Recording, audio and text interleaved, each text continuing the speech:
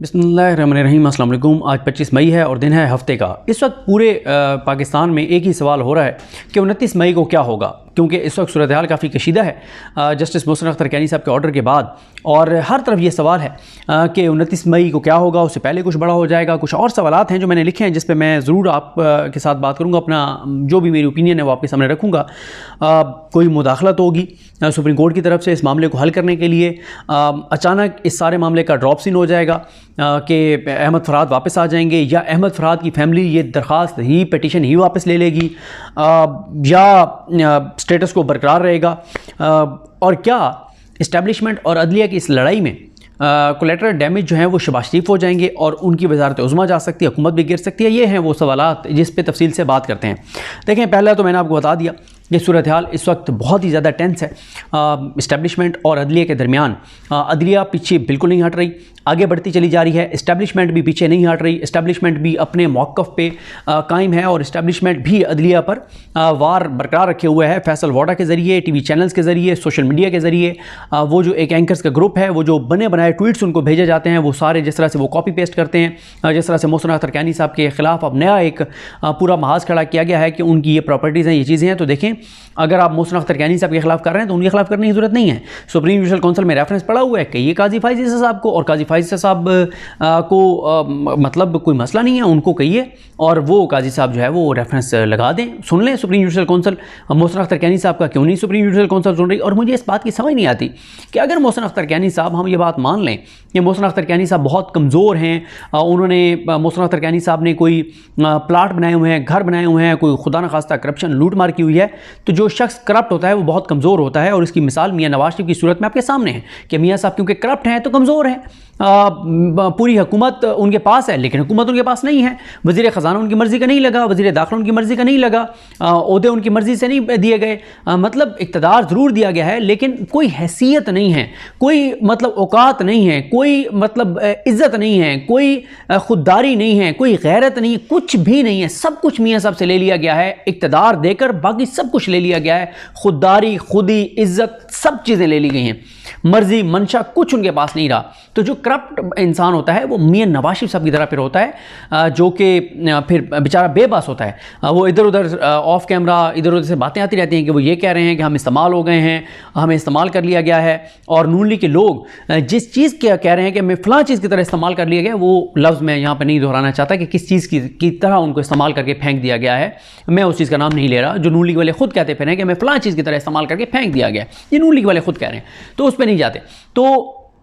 अगर मोहसिन अख्तर कैनी साहब करप्ट होते तो इतनी जुर्रत और बहादुरी और दलेरी के साथ वो इतने बड़े ऑर्डर्स ना करते। क्योंकि देखें, जो मोहसिन अख्तर कैनी साहब ने ऑर्डर किया है वो इतना कम्प्रीहेंसिव ऑर्डर है कि पाकिस्तान की अदालती तारीख में इतना कम्प्रीहेंसिव ऑर्डर कभी किसी ने नहीं किया। एक तो वो हो गया ना कि पाकिस्तान की तारीख में आज तक किसी हाई कोर्ट ने किसी मुकदमे की लाइव प्रोसीडिंग का हुक्म नहीं दिया। पहली मरतबा हुआ, पहली मरतबा इंटेलिजेंस एजेंसीज़ की वर्किंग क्या है, उनके SOPs क्या हैं, खुद तसाबी क्या है, बंदे जो उठाए जाते हैं उनको खाना कहाँ से दिया जाता है, उनकी फंडिंग क्या है, उनके मतलब रूल्स ऑफ बिजनेस, फलां फलां फलां फलां, each and everything intelligence agency से रिलेटेड हर चीज़ मांग ली है जस्टिस मोहसिन अख्तर कैनी साहब ने। अब इस पे फिर उन्होंने कहा शामिल तफ्तीश हो उनके आला अफसरान इंटेलिजेंस एजेंसीज़ के, और एक मौके पे उन्होंने बहुत सख्त रिमार्क्स दिए और उन्होंने कहा कि औकात से बाहर कर दिया गया है, इन लोगों को औकात में रखें। एक 18वें ग्रेड का ऑफिसर है, कौन सा ये चांद पे है, और ये वो इस तरह की इनके ताबे ना हो, मुल्क चलना है तो इनके बगैर भी चल जाएगा। बहुत सख्त ऑब्जर्वेशन थी, सख्त रिमार्क्स थे। फिर पुलिस को कहा कि उनको शामिल तफ्तीश करें, उनका बयान सामने रखें। फिर ये कहना कि पुलिस के एक SHO की तरह हैं वो भी, और इस तरह की जो ऑब्जर्वेशंस हैं जो इस्टेब्लिशमेंट को बहुत इस वक्त वो मुश्तइल हैं इन ऑब्जर्वेशंस के ऊपर। और उनका इश्तियाल ज़ाहिर है वो जिस तरह काउंटर, मतलब वो काउंटर तो नहीं कर पा रहे लेकिन वो जो कर सकते थे वो दो चीज़ें इस्टेब्लिशमेंट कर सकती थी। एक ये कि पैमरा के ज़रिए पाबंदी लगवा दी जाए कि कोई रिमार्क्स नहीं चलेंगे अदालतों के, लेकिन उसका भी सारा कुछ वो सब कुछ तबाह और बर्बाद हो गया। पैमरा का जो कुछ बनाया गया था, जब मोहसिन अख्तर कैनी साहब ने अपने इस ऑर्डर के अंदर हुक्म दे दिया और कहा कि इसकी रिपोर्टिंग हो सकती है, अटॉर्नी जनरल ने कहा कि जिस ऑर्डर की अदालत कहेगी कि इसको रिपोर्ट किया जाए उसकी रिपोर्टिंग होगी, उन्होंने लिख दिया कि इसको रिपोर्ट किया जाए। उन्होंने उर्दू में लिखा ताकि सबको समझ आ जाए, मेरे जैसे लोग जिनको अंग्रेजी नहीं आती हम भी पढ़ सकें कि इसमें क्या लिखा हुआ है। उन्होंने उर्दू में उस ऑर्डर को जारी किया, उन्होंने कहा कि इसको रिपोर्ट करें, और फिर हैरानकुन तौर पर टीवी चैनल्स ने रिपोर्ट भी किया है। टीवी चैनल्स ने रिपोर्ट इसलिए किया कि टीवी चैनल्स भी ज़ाहिर है एक आध चैनल लीड ले जाता है, वो चला देता है, बाकियों को रेटिंग के लिए चलाना पड़ता है, और जो एक आध चलाता है वो इसलिए चलाता है कि टीवी चैनल 2-3 चैनल ऐसे हैं जिसके मालकान इस सबसे खुश नहीं है जो कुछ उनके साथ किया जा रहा है, तो जहाँ पे उनको स्पेस मिलती है वो चला देते हैं। जब उनको कहा जाता है कि उतार दें ये चीज़, ना चलाएं, फिर वो रोक देते हैं, वरना वो कहते हैं आपने हमें कहा नहीं था इसलिए हमने चला दिया। तो वो भी सारा प्लान बर्बाद हो गया कि रिमार्क्स अदालत के नहीं चल सकते। तो इतना कम्प्रीहेंसिव उन्होंने मतलब ऑर्डर कर दिया। अब क्या होगा, इसके ऊपर मुमकिन तौर पर क्या है देखें। एक तो ये हो सकता है, यानी आप ये कहेंगे, अगर आप कहेंगे इसका ड्रॉप सीन हो जाएगा, इसका ड्रॉप सीन कैसे होगा? इसका ड्रॉप सीन ये हो सकता है कि अहमद फरहाद वापस आ जाए और उसकी फैमिली दरख्वास्त अपनी पिटीशन वापस ले ले। ये अब कुछ सवालात हैं। वैसे मैंने बैरिस्टर साद रसूल साहब से कल मैंने कुछ चीज़ें पूछी, वो मैं आपको बताता हूँ, लेकिन ये पॉइंट्स मैं साद रसूल साहब से नहीं पूछ सका। ये ज़रूर मैं आज कोशिश करूँगा, उनको कॉल करूँगा। असल में ये जो हमारे लाइक वकील हैं बैरिस्टर साद रसूल साहब जैसे, इनको कॉल करते हुए डर भी लगता है, क्योंकि ये चंद मिनट की मतलब एक आप कहें कि अपनी ओपिनियन देने का वकील अच्छा खासा, हमें इस बात का इदराक है कि अच्छा खासा ये अपने क्लाइंट से चार्ज करते हैं, तो डर भी लगता है किसी बड़े वकील को कॉल करते हुए, उनकी मसरूफियत और उसकी वजह से। तो ये मैं उनसे नहीं, इस बात पे उनसे भी पूछूंगा, दीगर भी वकला से पूछूंगा, फैसल सदीकी साहब और फैसल चौधरी साहब, राजा आमिर अब्बास साहब, इन वकला को भी, मियां अली इशफाक साहब, इन सबसे मैं ओपिनियन लूँगा कि उनकी क्या राय है कि अगर अहमद फरहाद आ जाते हैं या वो नहीं आते, लेकिन उनकी फैमिली कहती है कि जिस तरह उनको पहले कहा गया था कि आप दरख्वास्त पिटीशन वापस ले लें, अगर वो पिटीशन वापस ले लेते हैं तो फिर क्या अदालत उनको कह सकती है कि नहीं हम पिटीशन वापस नहीं करते? दूसरा यह है कि अगर वो आ जाते हैं तो फिर क्या होगा? फिर तो वैसे ही इन्फेक्शस हो गया ना कि उनकी बाजियाबी के लिए था, बाजियाब वो हो गए, आ गए तो बात ख़त्म। फिर क्या इसी पिटीशन को आगे कंटिन्यू कर सकते हैं, बढ़ा सकते हैं? ये बड़ा सवाल है। अच्छा, एक तो मैंने आपको कहा कि इसका ड्रॉप सीन आप यही कह लें कि वो वापस आ गए और अब केस को आगे चलाने की ज़रूरत ही नहीं है, तो इस तरह से ड्रॉप सीन हो गया। लेकिन इसमें भी मसला ये होगा कि इस्टेब्लिशमेंट इसमें अपनी बड़ी एक शिकस्त समझेगी, क्योंकि आज भी कल जुम्मे को भी इसलिए नहीं छोड़ा गया अहमद फरहाद को कि ये ना लगे कि देखें अदालत ने सख्त चीज़ें की, ऑर्डर्स दिए, सेक्रेटरी दिफा को ज़ाती हैसियत में तलब किया, सेक्टर कमांडर का ऑर्डर से रिमार्क्स दिए और फिर इस्टेब्लिशमेंट को सरेंडर करना पड़ा। तो इस्टेब्लिशमेंट ने इसलिए सरेंडर नहीं किया, तो अब मामला फिर और ज़्यादा गड़बड़ हो गया, और ज़्यादा ख़राब हो गया। अब अगर छोड़ते हैं तो उससे ज़्यादा इस्टेब्लिशमेंट की कमज़ोरी की परसेप्शन जाएगी। क्या इस्टेब्लिशमेंट ये कमज़ोरी की परसेप्शन अपने साथ जोड़ना अफोर्ड कर सकती है, करना चाहेगी, बर्दाश्त कर सकती है, बर्दाश्त करना चाहेगी, या नहीं वो भी कहेंगे कि ऐसी की तैसी हम इसे नहीं ये करेंगे? तो फिर दूसरा फिर यह है कि अगली समात पे कोई भी नहीं जाता, फिर क्या होगा? या ये होता है कि इस दौरान इनका जो इंटरम ऑर्डर है, इस इंटरम ऑर्डर को चैलेंज कर दिया जाए सुप्रीम कोर्ट ऑफ पाकिस्तान में, क्योंकि ये मुझे साद रसूल साहब ने बड़ी तफसील से बताया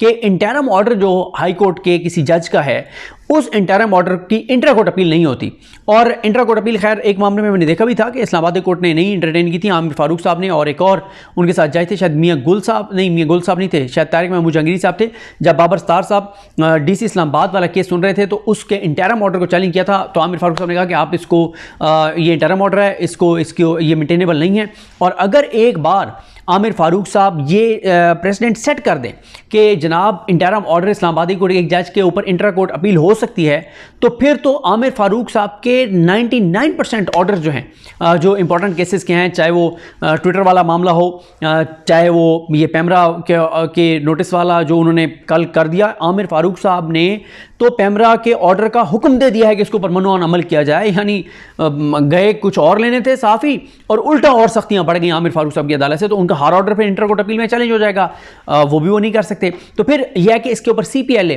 ये जा सकता है सुप्रीम कोर्ट ऑफ पाकिस्तान में इंटरम ऑर्डर। तो क्या इंटरम ऑर्डर जब सुप्रीम कोर्ट में जाएगा तो काजी साहब क्या कहेंगे कि नहीं ये चीज़ें वो नहीं मंगवा सकते थे, या वो ये कहेंगे कि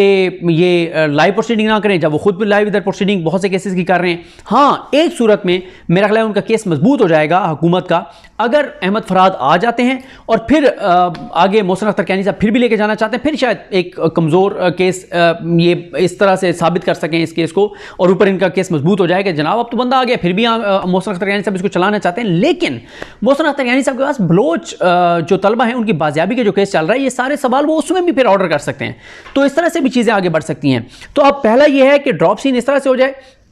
कि वो वापस आ जाएं, और उनकी फैमिली ये दरख्वास्त या तो खुद वापस ले ले या वैसे ही इन्फेक्शस हो जाए, और मुशर्रफ अख्तर कैनी साहब भी कहेंगे ठीक है बंदा वापस मंगवाना मकसूद था वो आ गया, बात ख़त्म हो गई, या वो अगर मज़ीद आगे बढ़ते हैं और वो कहते हैं कि नहीं आप इस मामले को आगे बढ़ाएंगे फिर क्या होगा, या अहमद फरहाद आके और पेश हो जाते हैं और कहते हैं कि मैं गवाही देने के लिए तैयार हूँ कि ये मामला हुआ है, और इस चीज़ पे आगे चीज़ें चली जाती हैं। लेकिन ये जो बात की जा रही है ना, और कहा जा रहा है कि नहीं हुकूमत नहीं ऑर्डर इस मानेगी, ना सेक्टर कमांडर ISI आएंगे, ना सेक्टर कमांडर MI आएंगे, ना जो IB से जिनको बुलाया वो आएंगे, ना सेक्रेटरी दिफा आएंगे, ना वजीर कानून आएंगे, फलाना फलाना कोई नहीं आएगा। तो इतना ये आसान नहीं है। हाई कोर्ट के जज की ताकत बहुत ज़्यादा ताकत होती है, अगर वो उसको इस्तेमाल करे तो उसके बाद वो वारंट गिरफ्तारी जारी कर सकते हैं, वो प्राइम मिनिस्टर को तलब कर सकते हैं, वो किसी भी हद तक जा सकते हैं, और प्राइम मिनिस्टर को कंटेम्प्ट लगा के, अगर प्राइम मिनिस्टर भी नहीं जाते, कंटेम्प्ट लगा के वो प्राइम मिनिस्टर को तौहीन अदालत में फारिग कर सकते हैं, हुकूमत गिर सकती है, इसके वजीरों को कंटेम्प्ट लगा के वो जेल भेज सकते हैं। तो इतना आसान ये नहीं है ये कहना कि इस ऑर्डर को नहीं माना जाएगा, उससे पहले क्या कोई बहुत बड़ा इकदाम हो जाएगा 29 से पहले। ये वो सवाल है जो इस वक्त शहर इक़्तिदार में हर कोई इसको पूछता फिर रहा है कि क्या होगा 29 मई को, क्या ये सब पेश होंगे, नहीं होंगे, नहीं होंगे तो फिर क्या होगा। देखें ये मोहसिन अख्तर कैनी साहब अकेले नहीं हैं, इनके साथ 6 जजेस हैं, और देखें मैं आपको बताऊं ये अगर मोहसिन अख्तर कैनी साहब के साथ भी कुछ होता है तो 5 और जजेस के साथ खड़े होंगे, और ये भी कोई पता नहीं है कि ऐसी सूरत हाल आ जाए कि 6-7 जजेस इस्लामाबाद हाई कोर्ट के काम करना छोड़ दें और एहतजाजन वो कहें कि हमने काम ही नहीं करना, हमने कैसे ज़िंदगी सुने, पहले इस मामले को डिसाइड करें, इस मामले पे बताएं क्या करना है। तो इस सूरत हाल में फिर सुप्रीम कोर्ट को इंटरवीन करना पड़ेगा, फिर सुप्रीम कोर्ट को सामने आना पड़ेगा, फिर काजी साहब के साथ तक जाएंगे, क्या करेंगे क्या नहीं करेंगे, ये एक बड़ा सवाल है। और क्योंकि काजी साहब के लिए भी मुश्किल होगा, बेंच कौन सा, वैसे उनके पास 3-4-5 जजेस तो हैं अपने हम ख्याल ऐसे जिनको वो बिठा के और स्टे कर सकते हैं, लेकिन अगर ये मामला उसी बेंच के पास चला गया जो 6 जजेस के ख़त का सुन रहा है, तो फिर वहाँ पे मंसूर अली शाह साहब बैठे हैं, अतर मिनल्ला साहब बैठे हैं, फिर ये चीज़ें जो है वो किस तरफ जाएंगी। तो देखें आज 25 है और 25, 26, 27, 28 4 दिन है, 5वां दिन जो 29 होगा उसको ये समात होगी, और ये बहुत इंपॉर्टेंट मामला है। सब नज़रें अब 29 मई के ऊपर लगी हुई हैं कि अगर उससे पहले या तो इस इंटरम ऑर्डर को जो है वो आज या कल खबर आए कि सुप्रीम कोर्ट में चैलेंज कर दिया गया है और सुप्रीम कोर्ट सोमवार को उसको लगा भी दे, तो फिर तो है। अदरवाइज़ जब ये बुध को आई थिंक 29 बन रहा है, सोमवार मंगल को सुप्रीम कोर्ट सुन के स्टे कर दे तो ठीक है, वरना फिर 29 जो सुनेंगे या तो ये सब पेश हो जाएंगे। ये भी एक बड़ा मुश्किल है क्योंकि इंटेलिजेंस एजेंसीज़ के अफसरान जो हैं वो बिल्कुल अदालतों में पेश नहीं होते, जितनी मर्जी अदालतें ऑर्डर्स करती हैं वो पेश नहीं होते, और ना वो अपने बयान रिकॉर्ड करवाते हैं, ना वो रिकॉर्ड पे कुछ देते हैं, ना वो रिटन जवाब जमा कराते हैं, ना सेक्रेटरी दिफा आते हैं। और तो अब इस सारी सूरत हाल में चीज़ें किस तरह आगे बढ़ेंगी ये वो सवाल है। तो मैंने आपके सामने सिनेरियोज रख दी हैं कि मुमकिन तौर पर सिनेरियोज क्या हो सकते हैं। पहला ये है कि वो आ जाएं, इस सारे मामले का ड्रॉप सीन हो जाए और मोहसिन अख्तर कैनी साहब भी इस मामले को आगे ना बढ़ाएं। दूसरा यह है कि अगर वो आ जाते हैं और मोहसिन अख्तर कैनी साहब कहते हैं कि अब किसी और तरह से इसको आगे बढ़ाना है, ये वो लीगल सवाल है जिसकी मुझे क्लैरिटी नहीं है। तीसरा यह है कि अगर ये मामला यहाँ पे ड्रॉप सीन इसका हो भी जाता है और ये केस बंद भी हो जाता है तो ये सारे सवालात मोहसिन अख्तर कैनी साहब बलोच बाजियाबी केस में, बलोच तलबा बाजियाबी केस में ये सारे सवालात रख सकते हैं। वफाक जो है, वफाकी हुकूमत इस मामले को इंटेलिजेंस एजेंसीज वजारत दिफा के जरिए इसको सुप्रीम कोर्ट में इंटरम ऑर्डर को चैलेंज कर सकती हैं। ये इसी तरह से मतलब अगर ये नहीं पेश होते तो इसमें यह हो सकता है कि इनको तौहीन अदालत के नोटिस जारी हो जाएं, प्लस वारंट गिरफ्तारी जारी हो जाएं। फिर भी कुछ नहीं होता तो फिर ये जजेस किसी भी हद तक जा सकते हैं, प्राइम मिनिस्टर को तलब किया जा सकता है, प्राइम मिनिस्टर नहीं आते तो उनके खिलाफ कंटेम्प्ट प्रोसीडिंग शुरू हो सकती है। 6 जजेस जो है वो एहतजाजन काम जो है वो छोड़ भी सकते हैं, और इस सारे में कोई खौफनाक चीज़ भी हो सकती है कि खुल के इदारे भी फिर आ जाएं सामने और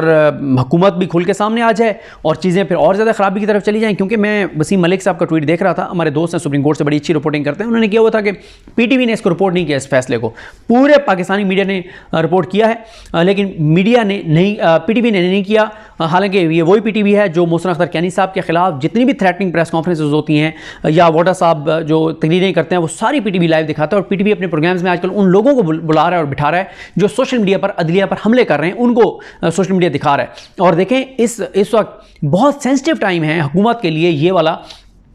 क्योंकि ये सेंसिटिव टाइम इसलिए है कि एक तरफ आप इन्वेस्टमेंट लाना चाह रहे हैं, आप IMF प्रोग्राम करने जा रहे हैं, आपने बजट लाना है, मुआशी हालात बहुत ख़राब हैं, इस वक्त मुल्क की हालात आपके सामने हैं, KPK और वफाक आमने सामने हैं, अदालतों में और दर्जनों मामलात हैं, लाहौर हाई कोर्ट के साथ अलग लड़ाई ली हुई है, इस्लामाबाद हाई कोर्ट के साथ अलग ली हुई है, सुप्रीम कोर्ट में बड़े अहम मामलात हैं, चीज़ें हैं। इमरान खान के हवाले से अगला हफ्ता बहुत अहम है, उस पर मैं अलग से आपको बताऊँगा क्या क्या चीज़ें हैं। तो इस सारी सूरत हाल में बड़ा एक वफाक के लिए मुश्किल हो जाएगा इतना बड़ा, क्योंकि देखें इस्लामाबाद हाई कोर्ट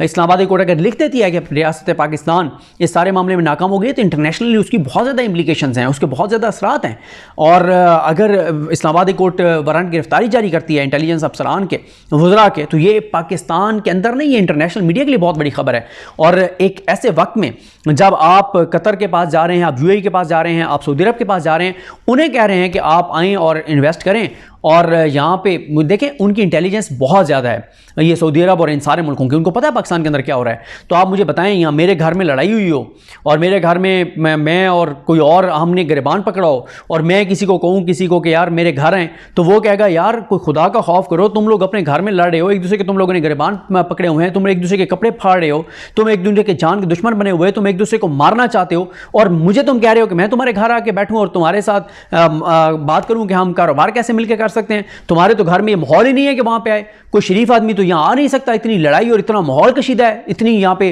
मतलब हालात तुमने ख़राब क्यों हैं, तुम्हारे घर कौन आएगा। तो ये उसी तरह की सूरत हाल है कि हम अगर इन्वेस्टमेंट लाना चाहते हैं, तो अगर ये हालात होगी, अदलिया इस्टेब्लिशमेंट हुकूमत और अदलिया आमने सामने होंगे और ये लड़ाई होगी और इंटरनेशनल खबरें लग रही होंगी, तो कैसे इन्वेस्टर आएगा, कैसे इन्वेस्टमेंट आएगी, कैसे IMF का मामला आगे बढ़ेगा। और एक ऐसे वक्त में जब आपने इतने ज़्यादा टैक्सेस लगाने हैं, आपने 85 रुपये फी यूनिट बिजली करनी है, आवाम को आपने खुदकुशियों पर मजबूर करना है, हेल्थ कार्ड आपने पहले बंद कर दिया है, लोगों को इलाज की सहूलियात नहीं है, लोगों को के पास पीने का पानी साफ़ नहीं है, लोगों के पास जो है वो बच्चों को अच्छे स्कूलों में पढ़ाने के पैसे नहीं हैं, सरकारी स्कूलों को आपने वैसे बहुत से, अभी भी सरकारी स्कूल बहुत अच्छे हैं, लेकिन बहुत से स्कूल ऐसे हैं जो सरकारी आपने तबाह कर दिए हैं, आप NGOs को स्कूल देते जा रहे हैं ना,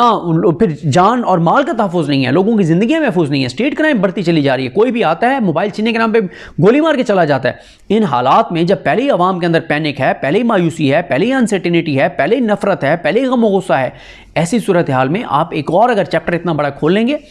तो ये पाकिस्तान को सर्व नहीं करेगा, ये पाकिस्तान को इसका नुकसान होगा, और पाकिस्तान को नुकसान नहीं होना चाहिए। तो चीज़ें देखें, ये वो सवालात हैं जो मैंने आपके सामने मुख्तलिफ सिनेरियो रख दिए हैं, इनमें से कौन सा सिनेरियो होगा ये अल्लाह की ज़ात बेहतर जानती है। बहरहाल हम तो ये दुआ करते हैं